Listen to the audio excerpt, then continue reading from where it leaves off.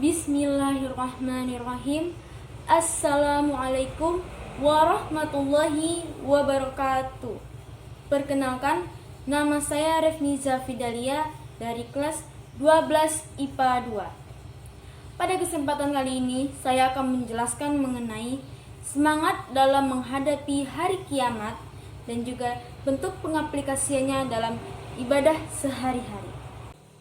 Secara umum, pengertian iman kepada hari kiamat yaitu percaya dan yakin bahwa seluruh alam semesta dan seisinya akan hancur suatu hari nanti. Dan setelah itu akan ada kehidupan yang kekal dan abadi, yaitu akhirat.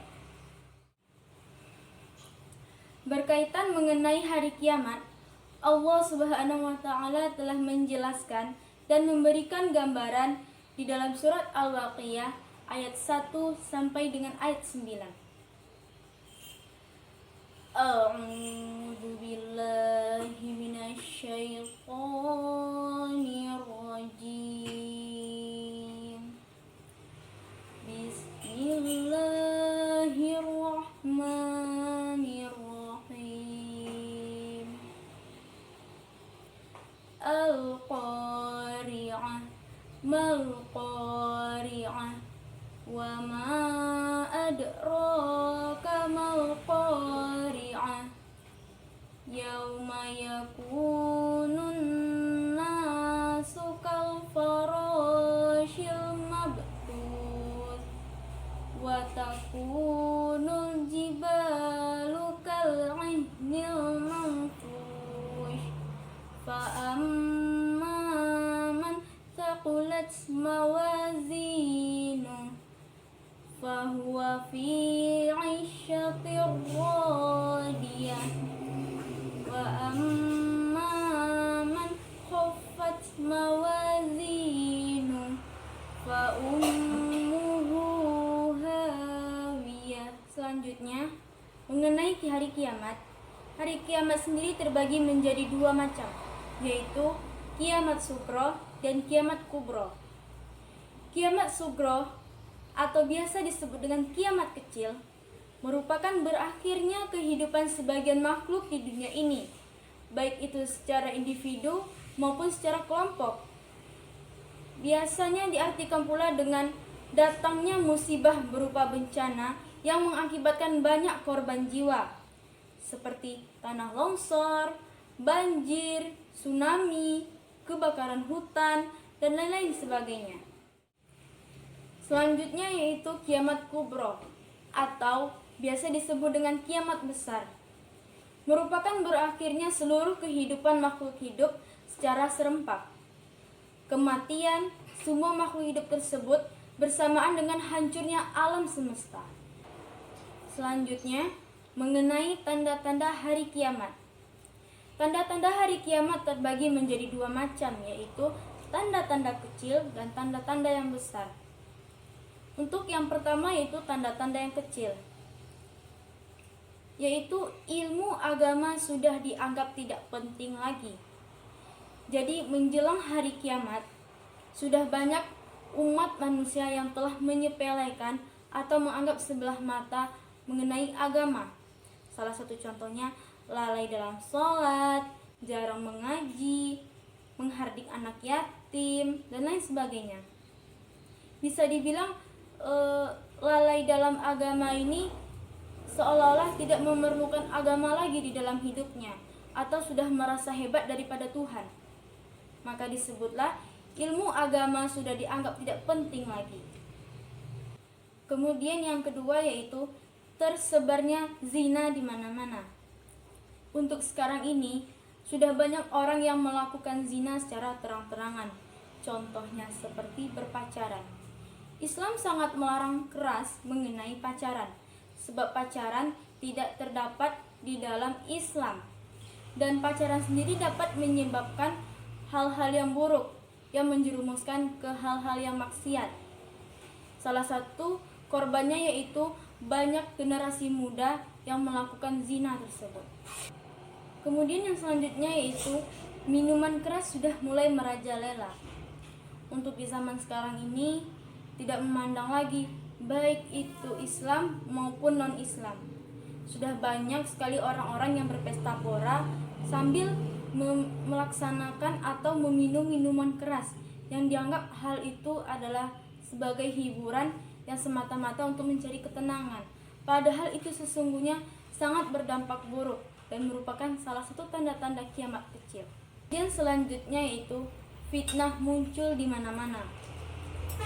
Di era zaman modern sekarang ini sudah banyak sekali terjadinya fitnah dan hal itu sudah dianggap sebagai salah satu bentuk yang dimana merupakan cara untuk menjerumuskan orang lain, yang dimana fitnah ini sendiri bisa dikatakan lebih kejam daripada pembunuhan.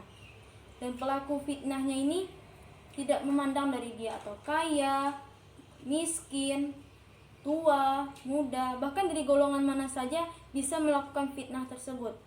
Yang mana fitnah ini telah merajalela atau sudah menjamur, yang tujuannya hanya untuk merusak dan menjerumuskan orang lain agar lebih buruk daripada dirinya.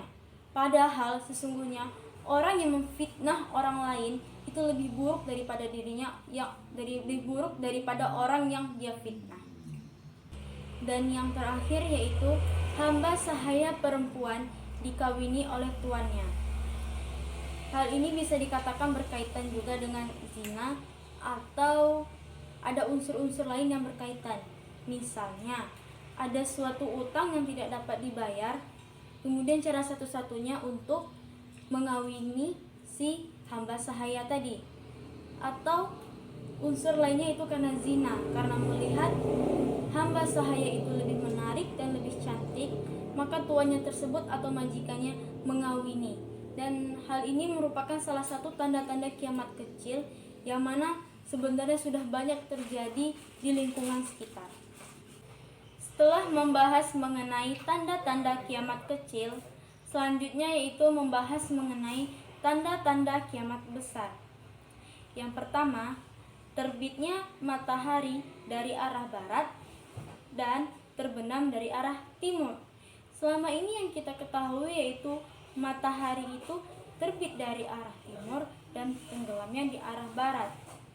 Jika hal sebaliknya terjadi, maka hal tersebut merupakan salah satu tanda-tanda kiamat yang akan menyebabkan datangnya kiamat itu benar-benar terjadi. Dan yang kedua yaitu munculnya binatang yang dapat berbicara dengan manusia. Selama ini pun yang kita ketahui, adanya binatang yang dapat berbicara dengan manusia itu hanya di sebuah film atau dalam sebuah animasi. Tetapi jika benar-benar terjadi di dunia nyata, ada binatang yang dapat berbicara dengan manusia, hal tersebut merupakan telah terjadi tanda-tanda kiamat besar. Kemudian yang ketiga yaitu datangnya Al-Mahdi. Beliau merupakan termasuk keturunan Rasulullah SAW. Oleh karena itu, beliau serupa betul akhlak dan budi pekertinya dengan Rasulullah. Yang keempat, munculnya Dajjal. Dajjal bermata buta sebelah dan mengakui dirinya sebagai Tuhan, yang mana hal ini akan menyesatkan nantinya para umat manusia. Siapakah sebenarnya Dajjal itu? Dan kemudian yang kelima yaitu hilang dan lenyapnya Al-Quran yang berupa mushaf dan hafalan dari dalam hati. Untuk di zaman sekarang ini telah banyak para anak-anak kecil, para remaja yang telah mampu menghafalkan Al-Quran serta mengamalkannya. Nah, untuk tanda-tanda kiamat yang besar ini, salah satu ciri-cirinya itu Al-Quran itu selain lenyap di muka bumi, Al-Quran itu juga lenyap di dalam hati seseorang, yang mana tidak lagi mengingat hafalan yang telah dihafalkan, tidak mengingat amalan-amalan baik di dalam Al-Quran tersebut, sehingga dapat dikatakan menyepelekan membaca Al-Quran itu adalah hal yang biasa. Kemudian yang keenam yaitu turunnya Nabi Isa alaihissalam, yang mana beliau akan turun ke bumi ini di tengah-tengah merajalelanya terhadap pengaruh Dajjal. Kemudian yang ketujuh yaitu terpecahnya bulan. Mungkin ini adalah salah satu hal yang besar yang akan terjadi, dan hal ini hanya Allah lah yang tahu kapan dan bagaimana terjadinya terpecahnya bulan tersebut. Dan yang kedelapan yaitu terjadinya kekacauan dan terjadinya pula pembunuhan.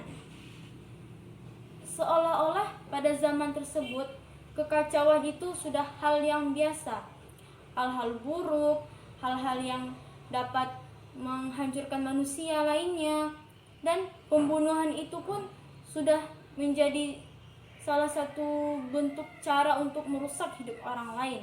Setelah kita membahas mengenai pengertian kiamat, macam-macam kiamat, dan juga tanda-tanda terjadinya kiamat, maka apa saja amalan-amalan ibadah yang dapat menyelamatkan kita di hari kiamat nanti? Karena tidak terlepas dari apapun itu, segala sesuatu itu di dalam Islam adalah ibadah. Makan itu adalah ibadah, minum itu adalah ibadah, dan tidak terlepas juga dalam menghadapi hari kiamat tersebut. Lantas apa saja ibadah-ibadah yang dapat kita lakukan tersebut? Terdapat 8 amalan yang dapat mendatangkan syafaat Nabi Muhammad SAW di akhirat, yang mana hal ini dapat kita lakukan dalam kehidupan sehari-hari. Yang pertama yaitu tauhid dan mengikhlaskan ibadah kepada Allah Subhanahu wa taala serta ittiba kepada Rasulullah SAW. Dan tidak dapat dipungkiri dalam hidup ini, karena apa? Tauhid itu merupakan salah satu bentuk amal ibadah kita, ya. Hal yang sangat dianjurkan dan merupakan salah satu identitas diri seorang muslim. Kemudian dalam setiap melakukan ibadah itu tentu harus dilakukan dengan ikhlas. Nabi SAW pernah ditanya, "Wahai Rasul, siapakah yang paling bahagia dengan syafaatmu di hari kiamat nanti?" Nabi pun menjawab, "Orang yang paling bahagia dengan syafaatku pada hari kiamat nanti adalah orang yang mengucapkan la ilaha illallah dengan hati yang ikhlas pada dirinya atau di hatinya sendiri." Hadis riwayat Bukhari nomor 99. Karena pada dasarnya segala sesuatu itu harus dilakukan dengan ikhlas, harus didasari dengan lillahi ta'ala, hanya karena Allah lah kita melakukan segala sesuatu itu. Karena di dunia ini yang kita perlukan itu adalah bagaimana cara kita untuk menjadi yang lebih baik lagi. Dan kitalah yang perlu dengan Allah, bukan Allah yang perlu dengan kita. Baik dalam melaksanakan sholat, mengaji, berpuasa, sedekah, zakat, lakukanlah dengan ikhlas. Karena apa? Karena Allah lebih menilai ikhlasnya seseorang daripada hanya sekedar memberi saja. Kemudian amal ibadah yang kedua yaitu menyolatkan sesama muslim. Misalnya saudara kita, kerabat kita, tetangga kita, atau saudara muslim kita lainnya yang mungkin kita tidak kenal. Tetapi jika orang-orang tersebut mengalami musibah, yang mana musibah tersebut meninggal dunia, dan sudah seharusnya kita sebagai umat Islam untuk menyolatkan sesama muslim, tidak memandang apakah dia kaya, apakah dia miskin, karena sholat itu tidak dilihat dari apa yang orang tersebut punya, tapi ketakwaan dan keimanan orang tersebut yang dilihat. Dan sudah pasti orang yang melaksanakan sholat tersebut harus dilaksanakan dengan rasa ikhlas, tulus karena Allah Subhanahu wa taala dan mengharap ridhonya Allah. Dan orang yang menyolatkan sesama muslim yang telah meninggal dunia tersebut akan mendapatkan syafaat Nabi Muhammad SAW di akhirat nanti. Kemudian amal ibadah yang ketiga yaitu sholawat kepada Nabi Muhammad SAW. Nabi sangat suka kepada orang yang senantiasa selalu membasahi lidahnya dengan selalu bersolawat, yang selalu mengucapkan kata-kata yang bermanfaat. Rasul bersabda, barang siapa yang bersolawat kepadaku pada pagi hari 10 kali dan sore hari 10 kali, maka ia akan mendapatkan syafaatku di hari kiamat nanti. Hadis riwayat Tabrani. Dengan demikian, sering-seringlah kita untuk mengucapkan hal-hal yang bermanfaat, salah satunya dengan bersolawat kepada Nabi, karena Nabi sangat suka orang-orang yang senantiasa bersolawat kepadanya. Kemudian amal ibadah yang keempat yaitu berpuasa, baik puasa wajib maupun puasa sunnah. Rasul sangat menyukai orang yang pandai menjaga hal tersebut. Karena apa? Selain kita dapat menjaga dan menahan rasa haus dan lapar, kita juga dapat menahan rasa emosi, rasa amarah, dan segala macam godaan yang ada pada diri kita. Dengan begitu, semakin diuji tingkat keimanan kita, maka semakin menjadi kualitas diri yang baik terhadap diri kita sendiri. Yang kelima yaitu senantiasa berdoa setelah azan. Nah, ini merupakan salah satu tempat yang mustajab atau waktu yang mustajab untuk kita berdoa, ya. Karena seringkali banyak orang yang menyepelekan hal tersebut. Karena dengan berdoa kita setelah azan, maka kita akan mendapatkan syafaat Nabi Muhammad di akhirat nanti. Dengan kita selalu berdoa, dengan kita selalu meminta kepada Allah, maka Allah sangat senang dengan hal tersebut. Dan Allah pun sangat senang hambanya dengan memujinya. Dan ketika azan sedang berlangsung, biasakanlah untuk diam dan menyebutkan di dalam hati, jika azan tersebut dikumandangkan, kita menjawabnya. Misalnya, Allahu Akbar, Allahu Akbar. Jawab di dalam hati, Allahu Akbar. Karena apa? Segala sesuatu itu akan mendapatkan nilai ibadahnya tersendiri dan dapat memanfaatkan diri kita ini menjadi orang yang bermanfaat. Yang keenam yaitu memperbanyak sujud. Dan ternyata Allah sangat menyukai orang yang senantiasa memperbanyak sujudnya, dan orang tersebut akan mendapatkan syafaat Nabi Muhammad di hari akhirat nanti. Nah, ada hadisnya yaitu, maka para malaikat mengeluarkan mereka dari neraka.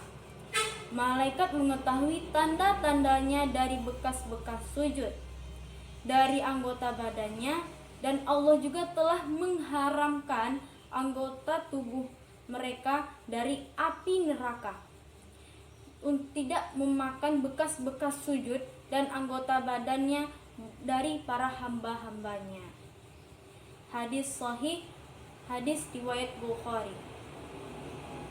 Nah, jadi berbahagialah untuk teman-teman yang selalu menjaga sholatnya, memperbanyak sujudnya, dan senantiasa selalu berdoa. Karena setelah dipikir-pikir, setelah dirasakan gitu, ternyata sujud itu adem, sujud itu bisa memberikan ketenangan pada diri kita. Jika kita selalu melampiaskan rasa galau kita, rasa bad mood kita dengan main gadget, buka Instagram, buka Facebook gitu kan, ternyata ada lagi lebih ampuh, yaitu dengan selalu memperbanyak sujud kita tuh. Jadi bisa dibilang sujud ini sedikit obat hati untuk kita yang remaja yang sedang galau-galaunya nih. Nah, kita manfaatkan waktu itu kita untuk beribadah walaupun hati kita sedang sedih. Jadi sesedih apapun yang kita rasakan, jangan lupa dengan Allah dan jangan lupa beribadah. Yang ketujuh yaitu membaca Al-Quran, mentadaburinya, dan mengamalkan isinya. Nah, selain yang kita tahu membaca Al-Quran itu sudah mendapatkan pahala, mengamalkannya juga mendapatkan pahala. Baik kita mengamalkannya dalam hati, dalam bentuk lisan, dalam bentuk tindakan, itu sudah pasti mendapatkan syafaat dari Nabi Muhammad SAW di hari kiamat nanti. Karena apa? Ya, dengan kita melaksanakan, dengan kita melakukan, dengan kita membiasakan membaca Al-Quran, karena kita pun dapat terbiasa dengan selalu mengingat Allah. Kita selalu membasahi lidah kita dengan menyebut nama Allah. Kita selalu menjadikan waktu kita itu sebagai hal-hal ibadah. Jadi tidak terlepas semua itu berkaitan dengan tanda-tanda kiamat yang pertama tadi saya sebutkan.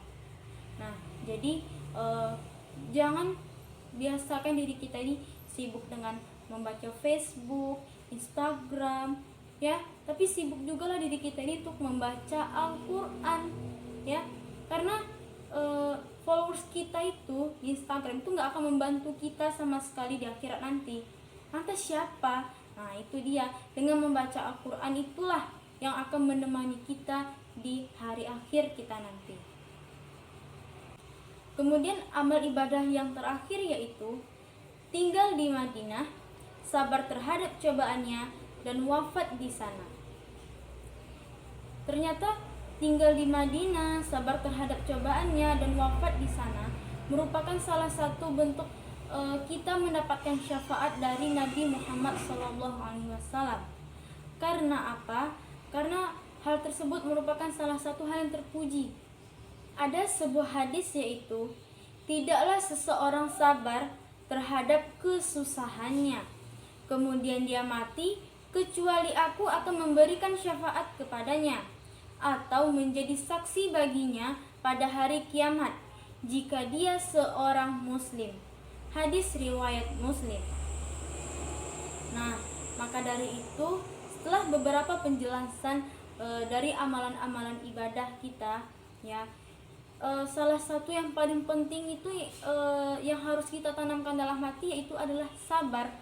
Segala sesuatu itu, ya, mungkin ada batas-batas kesabarannya, tapi tidak dapat dipungkiri pula, ya, sabar itu merupakan salah satu cara bentuk kita beribadah kepada Allah, yang mana dapat meningkatkan kualitas diri kita, dapat meningkatkan jati diri kita sebagai orang Islam. Nih, jadi jangan pernah merasa kok cobaan hidup ini gak ada habis-habisnya, kok cobaan hidup ini gak ada ujungnya gitu. Intinya kita jangan selalu mengeluh. Segala sesuatu itu harus dihadapi dengan sabar. Tanpa adanya sabar, hanya mengharapkan apa yang akan terjadi untuk selanjutnya, itu hanya akan mendapatkan hal yang sia-sia. Baiklah, sekian atas penjelasan saya mengenai hari kiamat dan bentuk pengaplikasiannya di dalam kehidupan sehari-hari. Saya mohon maaf apabila ada kata-kata yang salah, dan saya akhiri. Wassalamualaikum warahmatullahi wabarakatuh.